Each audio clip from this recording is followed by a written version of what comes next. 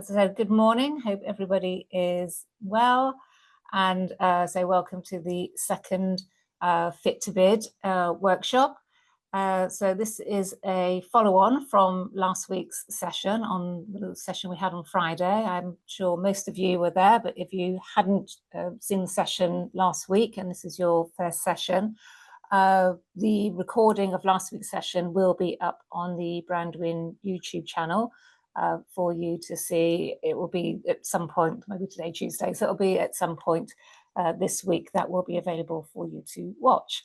Again, with this session as well, so we don't send out any of the slides, but the sessions will be available. This one also will be uploaded probably by the end of the week. So again, take notes throughout if you can, but if there's something that you miss, you can go back and watch it again later on at your leisure. So yeah, good morning, everyone. You can see good mornings in the chat. So just a quick recap again from last week. My name is Tracy James. I'm the program manager for this program. As many of you will know, some of you have met me before through either the Meet the Buyer events or the one-to-one workshops or any other sort of conversations we've had online or over the phone. So just a quick run through as before, you know, I'm a business advisor, been with Brandwin for 3 years now, and separately I have my own business consultancy. I run a networking group for founders and entrepreneurs, that's Gateway to Business, and we meet in Ruislip every month. And again, I've been a judge, a bit like a Dragon's Den. It was for Harrow Council, and it was in association with NatWest and a Women in Business programme. Again, I've led 2 of the Watford supply chain programmes for the past couple of years and organised 4 of their Meet the Bar events. And also I've done Hillingdon and Brent most recently. And now Southwest Herts and soon Harrow as well. So Brandwin are keeping me busy. So that's a little bit about myself. So yeah, the bidding skills workshops, it's all about giving yourself a competitive edge. And for those of you who were on the workshop last week, you see we went through the foundation of just getting the basics right. And today's session is sort of developing more on what we discussed last week. All right. So what we will cover, right screen. So what we're going to cover today is, as we discussed last week, is why organisations go to tender and what actually makes up the elements of a winning bid. So last week we discussed about getting the basics right. And then this week we're going to, or today, we're going to talk more about understanding the questions and the objectives. And it's confirming your solution and its selling points. It's really kind of hitting home that, you know, what are the points of the main selling points of your business, articulating the benefits and value as well. And we touched on that a little bit last week. And again, providing that compelling evidence as we talked about the case studies and the testimonials in what actually makes your business prove that you have that evidence. Again, researching, then we spoke about that a little bit last week. And again, writing a bespoke, accurate and clear and concise bid. And we will come on to that a little bit later in the session. So just a reminder of the programmes that we are currently running or have run in the last year or so. There's quite a few of them here. You'll see yourselves here. There we go, Southwest Herts, Harrow about to start. And as I mentioned last week, we're also a partner and we are working with Heathrow on their SME Academy. So again, a little bit about them. We did cover this last week, but just to reiterate the methodology of the programme. So we start with engaging with procurement. That's where we started back in July. We had the launch event. It was an online event, which many of you had attended. You should have been sent an online bid capability assessment. If you haven't received that, some people said they've not received that. So this is an assessment about your bid capability skills. It's a questionnaire, then you receive a report. If you've not had that, please email me. My email address will come up later. and then I can speak to my colleagues to have one of those reports sent out to you, or one of those questionnaires rather, sent out to you. So some of you may have already completed that. And then you come through to the bidding skills, the workshops. So we've got this one, another one next week, and about 3 or 4 more throughout the course of the programme.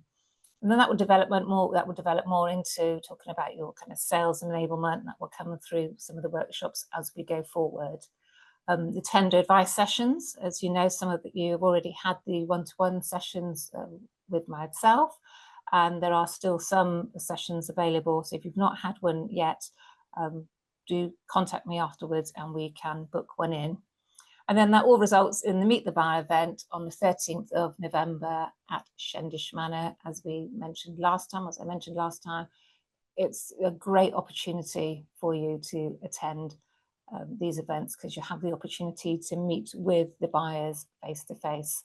And I know some of you on the programme have attended previous events in Watford, and I'm sure you will agree, they are a great opportunity to be able to speak to procurement teams, not just from the local authority, but also from the private sector. So a quick reminder why organisations, of part one, why organisations go to tender. Yeah, is to find a good supplier, somebody that matches their culture, their needs, for the right price. You know, what they are looking for. And again, getting the basics right, which we talked about last time. Understanding the questions and objectives, and researching the client. As we discussed, there's so much research available that you can actually access through, particularly in local authority, through their websites and other avenues. So a winning bid, okay, the principles of winning bid. So as we discussed last week, it's having the right price and following the golden rules. And we touched on these last week, directly answering the questions according to the evaluation process or criteria. And this is absolutely crucial. As we mentioned, we're going to touch on that again a little bit this morning. Shows understanding of the broader needs and objectives. Number 3, demonstrates a credible and a competent solution. Confirms the benefits for the client and includes evidence to support and convince. And written leanly, clearly and precisely, and that is absolutely crucial. So these are the 4 elements that we're going to cover this morning. Okay, so we go back to the golden rules. What are the golden rules of bidding? And it's really important. So one of the first rules, excuse me, it's like a techie issue here. Yeah, one of the first rules is how. Who, what, where, when, and why. And this is really, really crucial. So when you're describing your solution, you need to consider the points in the table below. You need to include what is relevant, and it's using your common sense. So when you're actually replying to the bid, sorry, I've got I don't know if I've got the onset of COVID or something, but I'm feeling a bit, my throat is a little bit sore, and got a headache too. But anyway, we shall continue. So yeah, how? So what you need to do is provide a complete description of how you will execute the required work, covering the next 5 elements. So how equals all of these next 5 elements: who, what, when, where, and why. So who are you? I want to know, when you're actually completing the bid documents, who are you? Who are your partners? Who are your subcontractors? They specify the roles of the key people in your team. And if possible, use their names. So if you have certain heads of certain departments who will be a key part of this, of the potential contract, use their names, their skills, and what they do. What's your approach and your processes and your methods, your deliverables, your products, your supply chain, what types of materials you're using, any specific equipment, and any particular tools that you will need to use to actually fulfill the contract. And again, what are your service level agreements? When we follow the schedules, the milestones, and the frequency and dates. So the deliverables and timing, and this is really crucial of how you will deliver according to the contracts. And where we be working from, what's the work location, facilities, the sites, any team member facilities. They will want to know about your team, who actually makes up the team in geographical location, if that is applicable to this particular contract, and where that sits within the customer location. Yeah, and the rationale, the rationale, the purpose of the specific tasks, your service quality, why you deliver what you do, why you deliver that service quality, and evidence. Again, that comes through the case studies and the testimonials, and then link to any benefits or values. Right, USP, we use this word, and we use this word quite a lot. What is your USP? And sometimes it's a word that is kind of slightly overused. What makes you unique? What is your unique selling point? And quite often, actually, there isn't a unique selling point. I mean, the word unique is often used too casually. But the definition is of which there is only one. It's unmatched, unequaled, and having no like, equal, or parallel. And quite often, that's not really the case. How many of us actually offer a totally unique proposition or service or product? So we overcome the lack of uniqueness by being innovative in our approach to that standard procedure. Yeah. So what you need to do is look at the elements, the advantages, the elements of your solution and your approach that meet the customer requirement differently or better than your competitors. So for example, you could be a facilities management company or a cleaning company. It's a market that is quite saturated. It's a massive, massive market. So how do you differentiate yourself? By being unique in that field. And we were working with a cleaning company, and I gave you some examples on the last webinar, a case study actually of a lady who won a contract with the Crown, the Royal Household, and it was around her unique proposition. Yes, there were lots of cleaning companies, it was a very crowded space, but what was unique with her was her recruitment and the training of the staff. And that was what stood out. So it's thinking about something. You may not be totally unique in your offering. For example, you may, it may be a sort of carpentry solution or an IT solution. Again, quite a busy and crowded market. But what is it that you can think about that is better, or elements of your solution that would really meet a customer's requirement? Is thinking outside of the box a little bit more. Is to, whilst your service is not typically unique, it's what added value and benefit that you can give that makes it kind of unique, if that makes sense. So it's how do you actually stand out in that crowded market.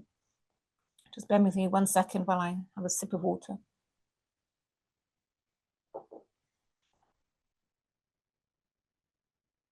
Okay, so we touched on this again last week, and it's just like, so what?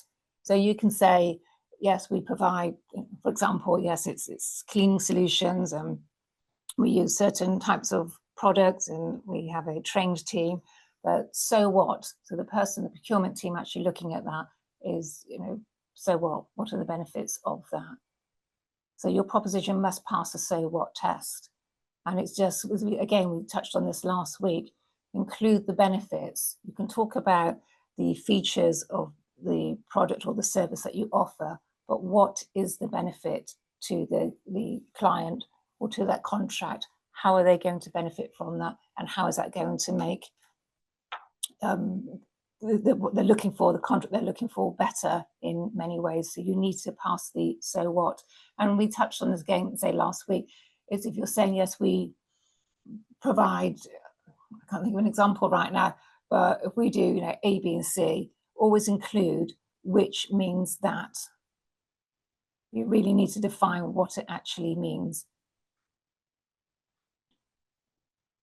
So just a quick exercise here, and we can just pop this in the chat, just add some examples. What benefits does your solution have? And how can you explain the added value? So it's not a test or anything here, it's just an idea, just to see what benefit and how you would actually explain the benefits that your solution actually has. So if you're happy to put something in the chat.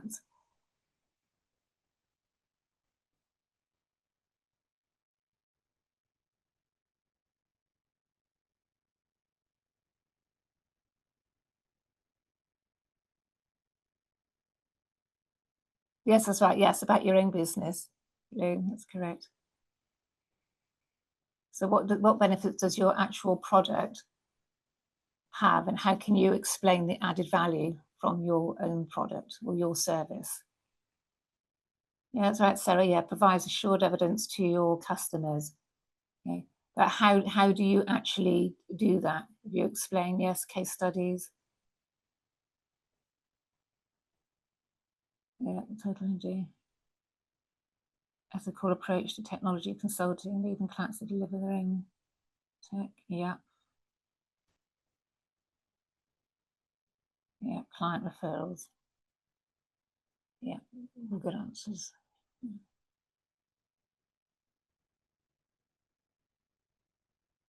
Yeah, that's right. Yeah, Lou's high and dry has a level of functional mushrooms included in our beer. This means over time it's taken, or it's taken, produce meaningful benefits prior to the science. Yeah, that's correct. So that's quite a unique solution. Yeah, own and managed site, we do things differently, offering a hands-on personal approach. Yeah, so you do things differently. So it's expanding on how you actually do those things differently. What is it that you do that is different? So it's expanding on that idea. Yeah.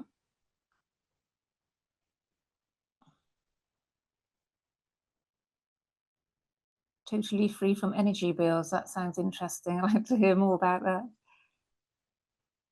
Data protection, yeah, okay. Yeah, data protection, cybersecurity.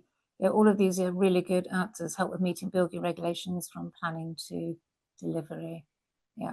And it's how you actually do that, how you make that process much easier for the client. Yeah, evidence with facts and figures, case studies, testimonials, other work delivered, yes. Who we have worked with in the past. Yeah, we'll come on to case studies and testimonials shortly. Yeah, okay. Yeah, okay, perfect. Okay, thank you for your comments there in the chat. So again, so that's very good, everything you put in there, but this is an example of what we class as primary benefits. And quite often these are actually overlooked, and it's surprising how many tender responses we see where these are actually admitted. They're not overlooked. So people talk a lot about the features of their product or their solution, and whilst they touch on the benefits, what the client actually wants to see is what's actually going to make a huge difference to them and their services. So things like here, it saves management time and reduces or eliminates costs. Yeah, absolutely. That's what they want to see. A reduction in management time, or saves management time, and reduction in, or in some cases even eliminates cost. Shrinks or diminishes the risk. So in some particular contracts, there may be an element of risk. They want to see how that you can do that, what your product or your solution offers, where you can shrink or diminish risk. Again, improves and boosts staff morale. And this is a big thing now around staff morale and staff well-being. A lot of businesses are now taking this sort of very, very seriously. So that is a big case there. Staff morale increases gross turnover. I won't go through all of these, but you can see these there. Drives up productivity, of course. I want to see an increase in productivity. reduces environmental impact. So many of you will know, and through your own businesses, environmental impact, this is a key area for particularly public sector and also private sector as well. So how can you actually demonstrate these primary benefits through the writing and the evidence that you're actually putting through? I'm just looking at the chat. Yeah, built on word of mouth, repeat clients from reliable delivery. Yeah, again, I'm just looking at Vicky's response in the chat, and that's great. And that should be, again, backed up by testimonials and case studies. So you've got that hard evidence that what you actually say you do, and you've got proof to evidence to actually to prove that.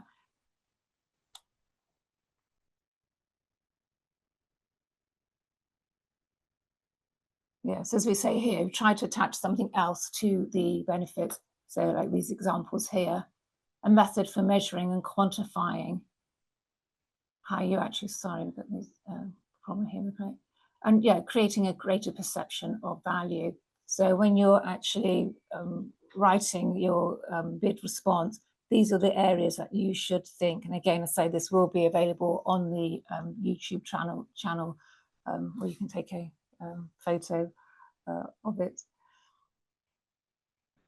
Again, golden rule is what we say, evidence. Here's the evidence. Compelling evidence is critical to your argument. Again, so it has to be backed up by, say, case studies and any kind of testimonials and reviews to say people buy what they believe in. We've all seen it. We've all seen it online, different products or services, and we see this compelling evidence, and we see people giving testimonials or reviews or influencers, and we think, oh yeah, that's a great product. You buy into it because it's through that kind of sort of, in a way, that kind of sort of sales and marketing. And, we believe what we see. So it is just putting, in this case, it's having that kind of hard evidence.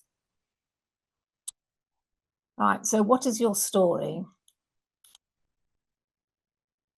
So a question, if asked, what would your clients say about you? Number one, that's one question. What do you think your clients would say about you? And what would you like them to say about you? So have a little think about this, because what you would like them to say about you, if you asked your clients, when again you do, you'll probably get reviews in testimonials and in feedback. But this is important. So before you actually sit down and start to construct your tender response, it's have a think about this, because a person at the end of the procurement team are going to read something, they know nothing about you. So if asked, what would your clients say about you? So if one or two of you, if you want to pop something in the chat, it'd be interesting to see what your clients would actually say about you. And actually also, what would you like them to say about you, about your service, about your team, your product, your services? What do you think is compelling that you can actually say about your services? Right, oh, here we go. Yeah, reliable, trustworthy, always delivers. Yep. Yeah, makes complex. Yeah. Active, always focus on delivering real impact. Yeah, that's important. Delivering real impact. It's those outcomes and not just promises. And that's what people want to see. Speedy, efficient, competent service. Personalised and attentive. Yeah, good understanding of the market. That is really, really important. High quality delivery. Yeah, great stuff. Friendly and approachable.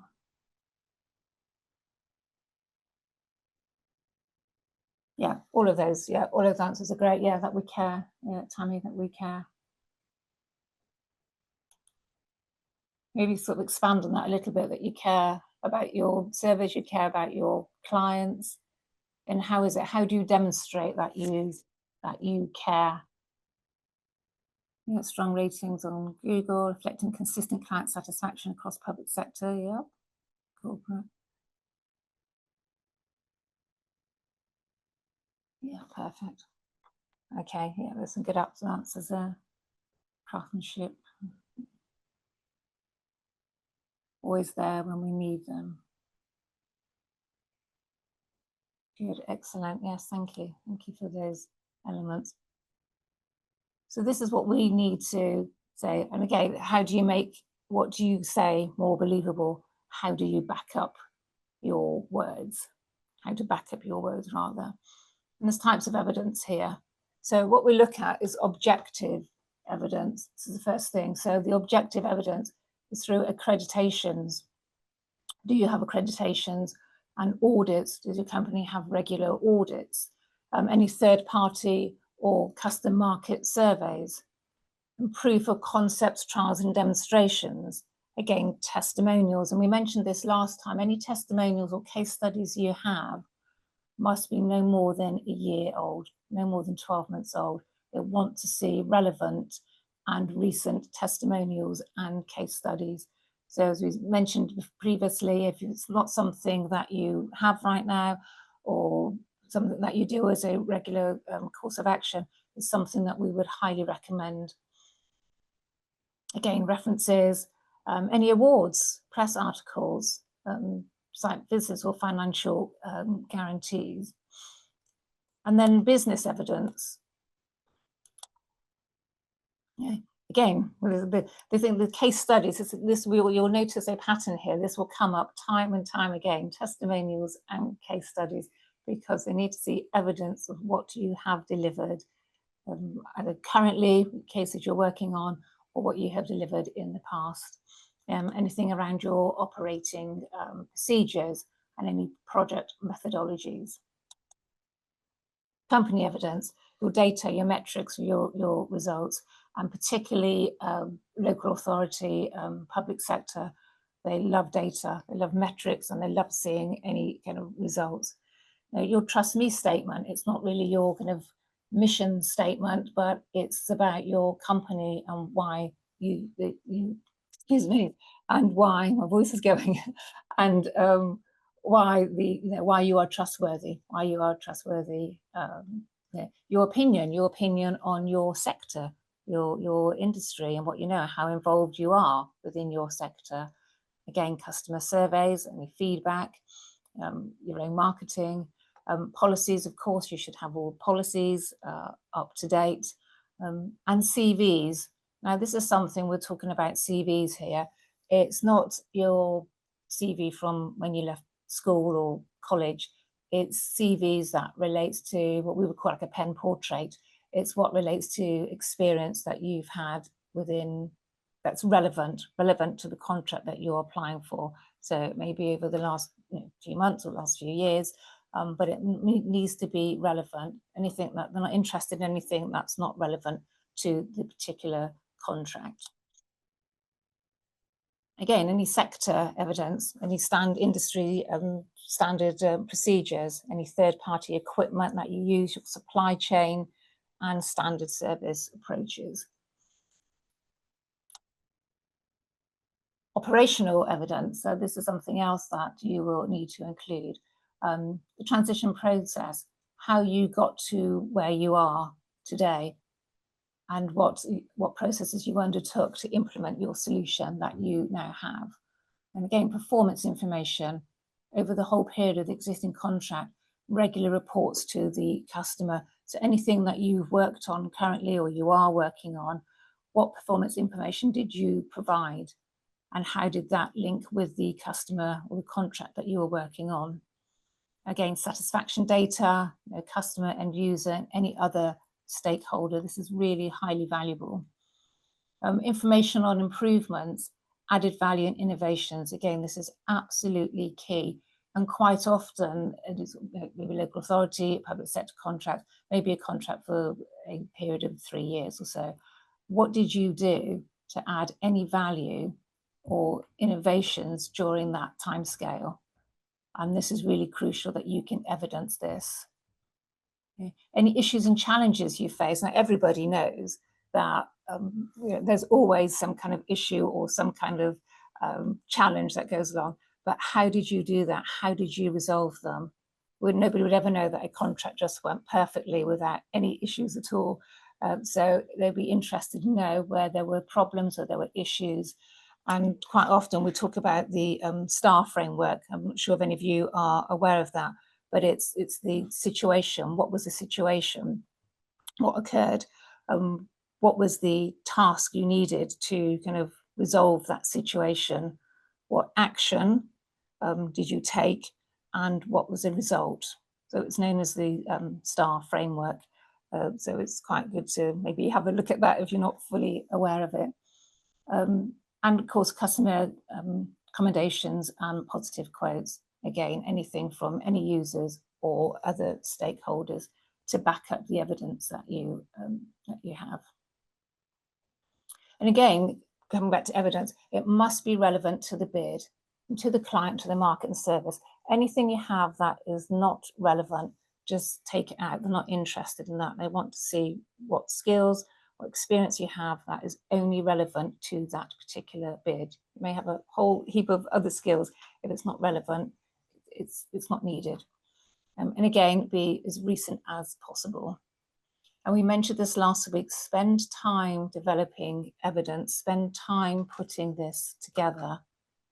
Okay, so include it in your case studies. And sometimes if a case study needs elements of the contract that you worked on previously, if it fits with the bid, but it needs a little bit of tweaking, it's fine, just tweak it, but make sure it is actually relevant. And again, include it all in your planning process. We mentioned this last time about taking time to do this. With the time, as you know, when if you bid for contracts or if you've not bid for contracts, there will be a time scale. There will be a time scale where it will be 24th September at midday. That needs to be delivered by 24th of September at midday, not a minute past or 2 minutes past. And we always say work to the day before, so you have everything ready on time, should there be any issues that come up, because quite often there is. So again, everything must be relevant, be recent as possible, and ensure you have enough time to actually deliver. Okay, and we're going to come on now to a little bit another golden rule, and it's about writing accurately, clearly and concisely. And the golden rule is less is more. And we've all read articles or instructions or sort of guidelines where there's quite a lot of flowery language, a whole paragraph where you could, it could be put into 2 or 3 sentences. This is really crucial when you are writing your tender response. Less is more. And we're going to look at some key issues here.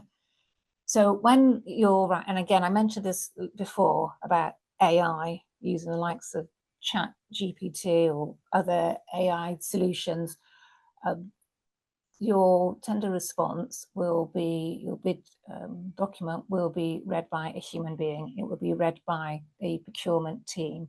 It doesn't go through any other kind of AI system, which is kind of sort of filtered out, these sort of Indeed or these online sort of CV platforms. It will be read by somebody who's going to pick that up, and a human being who is going to read that. Don't let ChatGPT write your response. It has to be written by yourselves, and we can come onto this again in a moment. And do not dress it up, no flowery language, because they will not dig for your strengths or work too hard to be persuaded. They need to pick it up, look at it and read it and understand what it is that you're doing, what it is you're offering and how you're going to do that. So you need to make their job as easy as possible. And you don't want to waste their time or distract them. And they will appreciate you making their job much easier. You don't want it red penned. You just want them to pick it up and look at it and say, right, okay, that's what we want to do. And I say, because you have that human connection right in the center, there's that human connection. So you need to show kind of empathy, understand what it is they're looking for, how you support that, what are your shared values, and again, being authentic. And this comes back down to how the bid is actually written. So again, it's no doublespeak, please. So it's the importance of precise and clear language. So the 6 rules we have for writing is never use a metaphor, simile, or other figure of speech which you are used to seeing in print. Don't use long words where a short word will do. If it's possible, take a word out. Because don't forget, sometimes on these you'll be given, you need to write your response in 500 words. So that doesn't mean you have to work up to 500. That's the maximum. That is your maximum. And we have seen responses before when people have said to me, oh, have a look at this, my response. And it's 500 words, and I'm still reading at 750 words. So it'll be red penned, and that's it. So just be really clear and precise in what you are saying. Never use passive where you can use the active, and we'll come on to that in the next couple of slides. Never use a foreign phrase, a scientific word or jargon, if you can think of an everyday English equivalent. And again, they say, write as you speak. Don't make it too formal or mechanical or robotic. You want to, it's not always easy to write as you speak. And, it's like writing a letter to a friend. Not that any of us ever do that anymore, write letters to friends. But it's in that kind of gentle, authentic language. And what we say is don't break any of these rules, or we'll say break any of these rules rather than saying anything outright irrelevant. Don't waffle, don't say anything irrelevant. It's got to be clear and precise. And sometimes if there is a word that's, a technical word that's used within your specific industry, and there isn't a substitute word for that, then of course, yes, you would have to use that word. But we're going to come on to some examples in a moment. But we just want to talk about never using the passive when you can use active. It's always being quite assertive in your writing. So, for example, we've got an example here. Oliver Twist was written by Charles Dickens. 7 words. That's passive. But the active would be Charles Dickens wrote Oliver Twist. So you see the slight difference there. It's much more to the point. The opera singer was heckled by an onlooker in the crowd. And that's passive. When an onlooker in the crowd heckled the opera singer. So again, it's just changing the words, because don't forget, you will be restricted on the amount of words. So you need to get across what you are trying to say in that amount of words. Again, avoid jargon, Americanisms with the Zs, and hyperboles. Hyperboles are figures of speech that are exaggerated in order to create emphasis or effect. Right, so we kind of like this. I will literally die if you don't stop using hyperboles incorrectly. Avoid random capitalization. When we see this all the time, just for no particular reason. There's capital letters in the middle of a sentence. Okay, again, avoid all these. I think some of this is obvious. We're not teaching you to suck eggs. We know how to write, but it's just things we have seen it. We have seen it in responses that have been sent to us. And again, I said last week, when you're writing your bid response, always get somebody else to read it who is not connected or part of the bid team, or even, if possible, not actually connected to the business, somebody who can pick it up and look at it and say, I understand what you are trying to say to me. I understand the service you're delivering. I understand your evidence. It is clear. It's quite often when we're in it ourselves, when we're writing ourselves, we think, yeah, we've done such a great job, and we send it off. And actually, when you read it or get somebody else read it later on, think, that doesn't actually, it's not clear. It doesn't read clear. I don't quite understand what you're saying to me.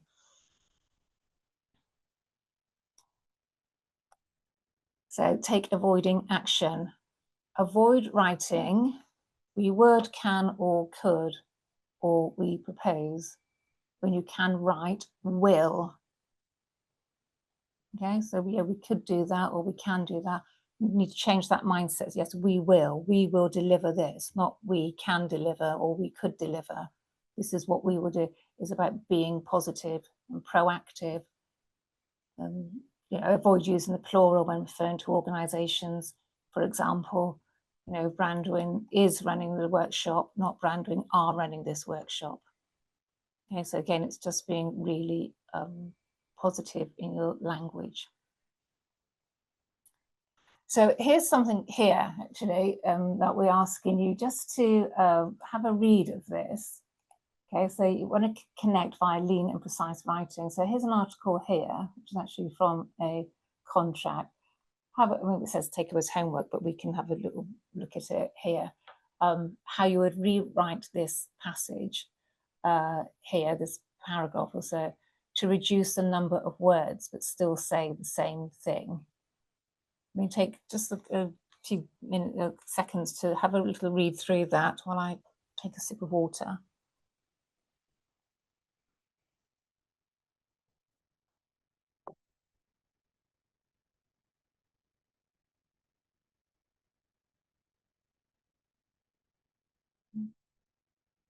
Doesn't read easily, does it? It's a little bit confusing.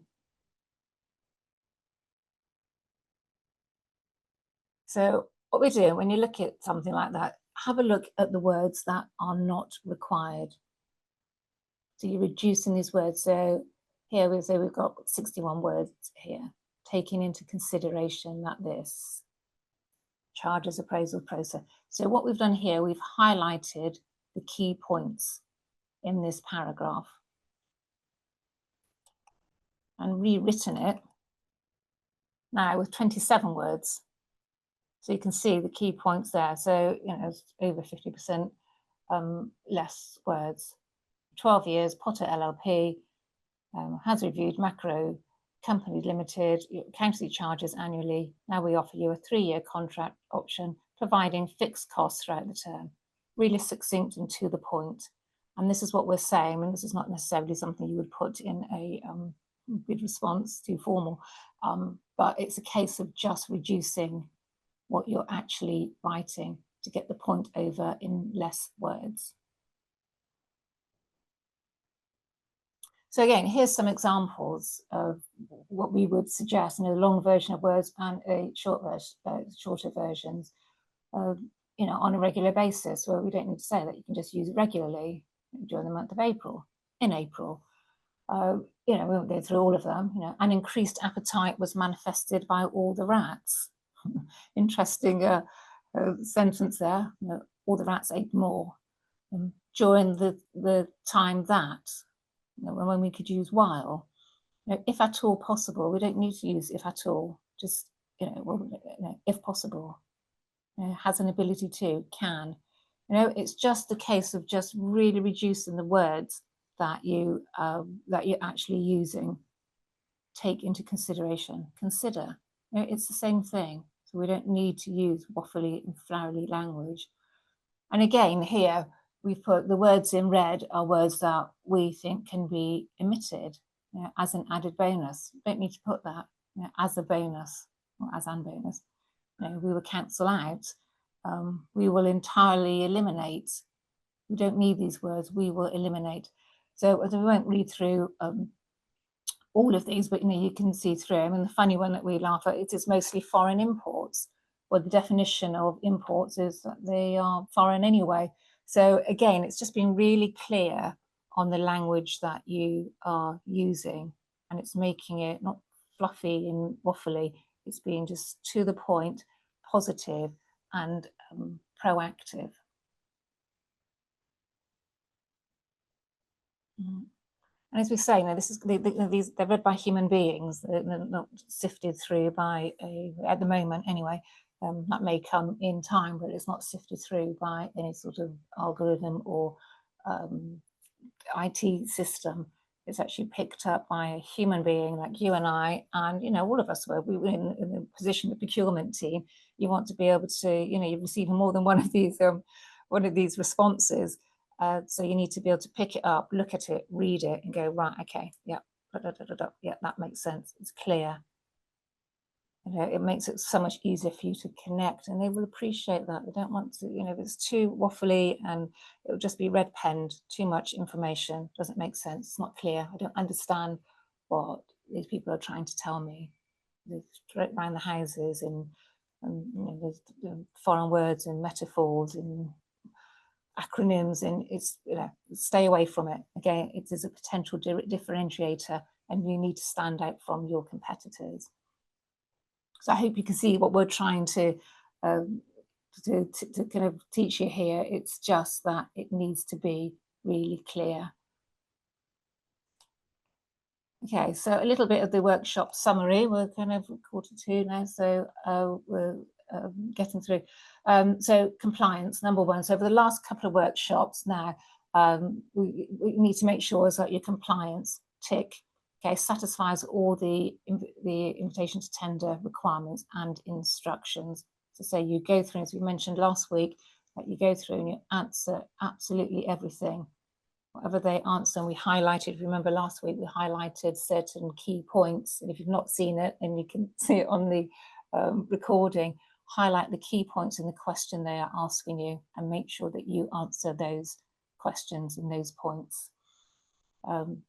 Answers why you, again, tell a story, you differentiate in story, you provide clear, strong reasons for why they should pick you. What is it that makes you stand out? And again, we talked about that added value, that innovation, that forward-thinking mindset. And again, what you do, your team and the product or the service that you deliver, we spoke about it earlier, that uniqueness. What is it? It may not be a completely unique solution, but how you take that solution and how you improve that may be unique in some way. Again, customer focus, using their terminology tailored to their requirements and their challenges. What solves their problem and delivers value that resonates with them? Don't forget, it's all about them. It's not about you. It's about them. It's what you can do to help them. Again, compelling solutions. Describe the benefits and the values. And of course, it comes back to price as well. And later on, we will talk about pricing in some of the other workshops further along the line. And the pricing has to be done correctly, how you evaluate your pricing, how you got to that pricing and the breakdown. Proposal quality, okay, well written, consistent, professional, easy to understand and succinct. And again, we'd say that when you're writing this, make sure it is written by, you may have a team of people, but the voice has to be the same. So it's not a case of, okay, I'll write the first part and John, you write the second part, and Michelle, you write the third part. It's because we all have a different voice, we all have a different tone in which we write. So it needs to be written in the same tone because that will be picked up instantly. And again, as I say, using chat in AI, that has a different tone altogether, as we know, because we've all used it. So it has to be well written and consistent. That's really, really important. Again, easy to evaluate. You hit their evaluation criteria and you use their question structure so that evaluator can easily find what they need to score. So we talked about last week, the scoring matrix. So it's those points where you're going to score the 5s or you're going to score the 0s or the 1s. So again, really look at that. Again, evidence, we've talked about this so much, claims of uniqueness, we spoke about earlier, capabilities, how are you different, or your values, it's got to be supported by that factual evidence. And we keep driving home about these case studies and these testimonials, but they are crucial. Evidence needs to be seen that this is what you have done and this is how you've delivered it.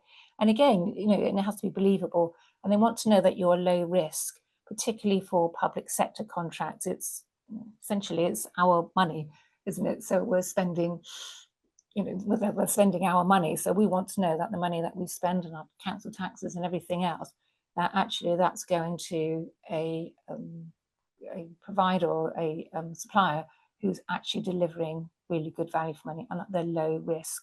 You don't want somebody who's going to go bust halfway through the contract and then they have to start all over again. So they want to know that you are going to be low risk. The way that they understand that is by everything we've said here, and also the evidence of who you've worked for, how you've delivered those contracts, and the results of those contracts, those case studies, absolutely crucial. And so we'll come on to more next week. We've got another session. It's how to write public sector bids and contracts, which is tailored slightly differently to when you're doing contracts in the private sector. So we'll come on to that in a little bit more detail next week. Okay, so one of the other golden rules is I'm sorry, but the winner takes it all. And when it's, we always say, yeah, it's a taking part that counts, and it's not winning, but this is slightly different arena. So it is about the winning. You want to win that tender, you want to win that contract. So you bid to win. That's the mindset you have when you're writing your tender response. You're bidding to actually win that contract. Yeah, it's not just the taking part. Okay, so just a follow on from, so that's the kind of some of the skills that we've covered this morning, which I hope you found it a little bit more useful. I'm sorry for my croaky voice, but we have another one next week, writing public sector bids and tenders, I've just mentioned. That's next Tuesday, 23rd, and that will go into more detail. And then pitching for success, that will be the day before the Meet the Buyer event. That'll be the morning before, to how to actually prepare yourself for meeting the buyer.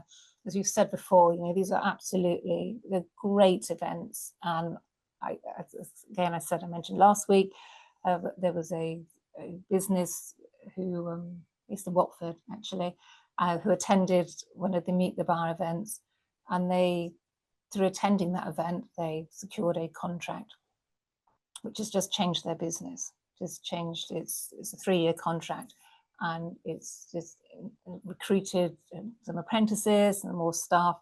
So it really has changed the business. But that wouldn't have happened had they not met the buyers, the local authorities, the council, at that Meet a Buyer event.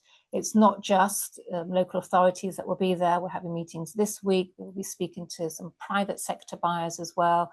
There will be people from the construction industry. Heathrow will be present, the 4 local authorities, and others yet to be confirmed. So this is the schedule for the next few months anyway. So still lots more skills to learn as we go through. Again, as I said, this is being recorded. If you've missed last session or the next session, if you can't make it, it will be recorded. So it's up on our YouTube channel a few days after the workshop is delivered. So there's some there for you to follow up on. Again, there's an action card. You will know that those of you who've had a one-to-one session or may have had one previously on one of the other programs, this is the action card. This is what we work through. We talk about any issues and barriers you have for bidding for contracts, and then we work through, we give you some action points, or we discuss the action points between us as to how to follow that up. And then kind of go away and do your bit of homework where you can. And we're here, myself and the team are here to speak to you, to guide you through, and to help you develop these skills, and any changes you need to make to your business at all, be that kind of marketing or getting the case studies or whatever that is. We're here to support you. Again, at the end of the session, there's a whole series of Fit to Bid guidelines for you. You can see there, read through all of them, but you can see the different ones there.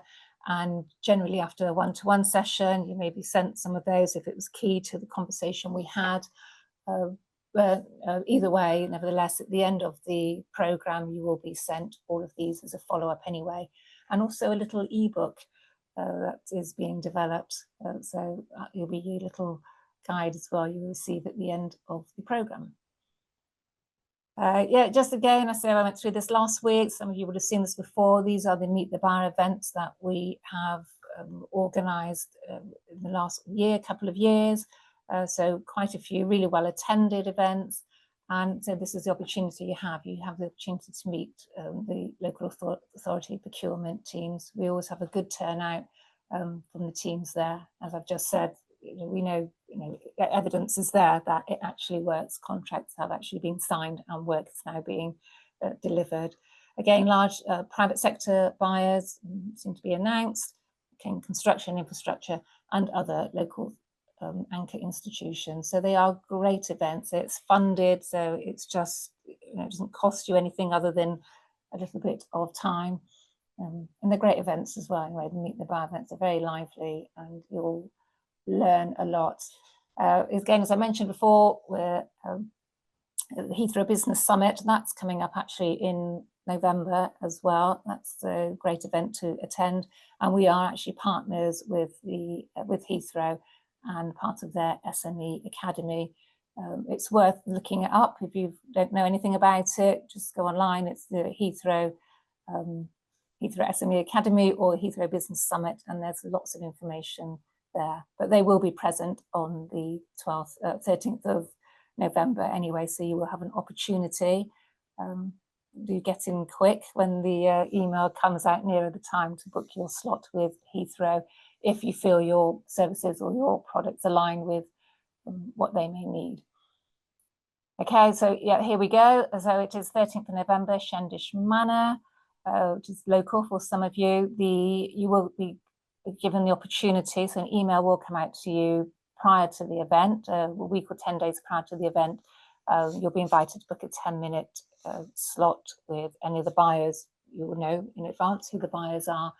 And again, as we say, keep it to that 10 minutes because there'll be lots of people in the room and everybody wants to have their opportunity to speak to the buyers, to pitch to the buyers. But we have time to plan ahead now as to how you can kind of put your pitch together in that 10-minute window that you have. And that's just the timings there.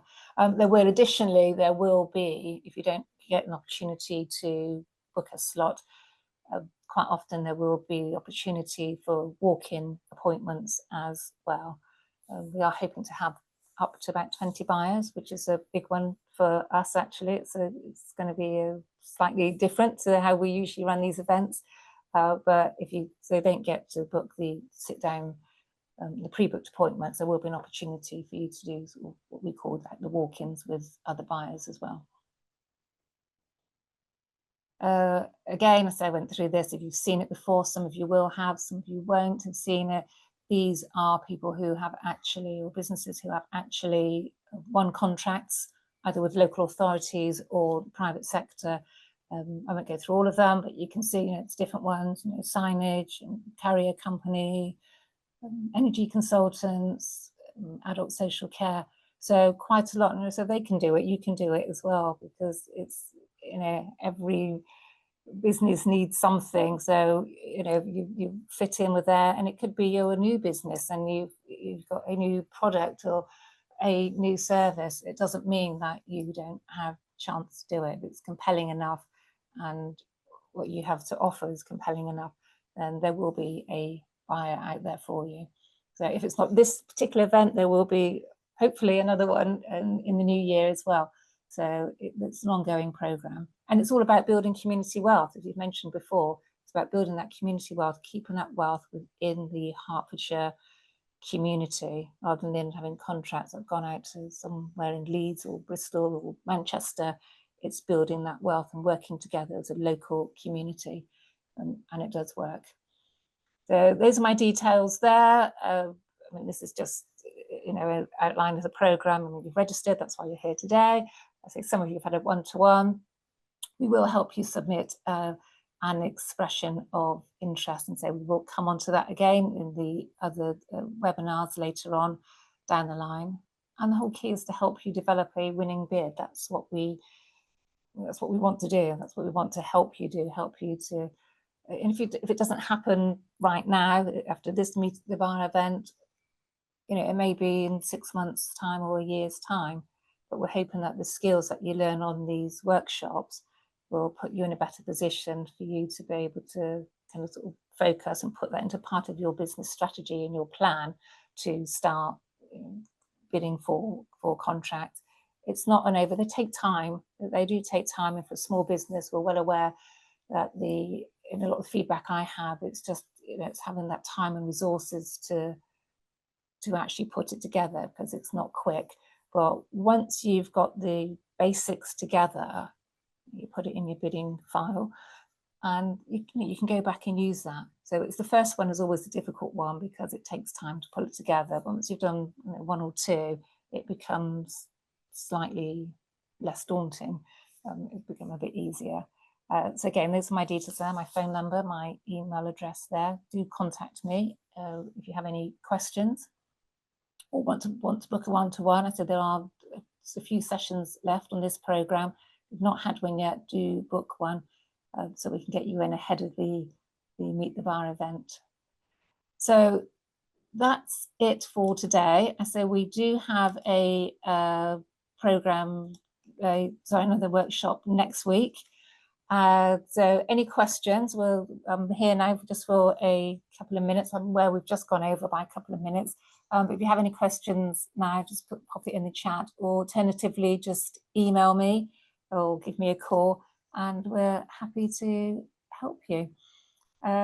So otherwise, if you don't have any questions, I wish you all a lovely day, and hopefully see you next Tuesday at the next event. Thank you.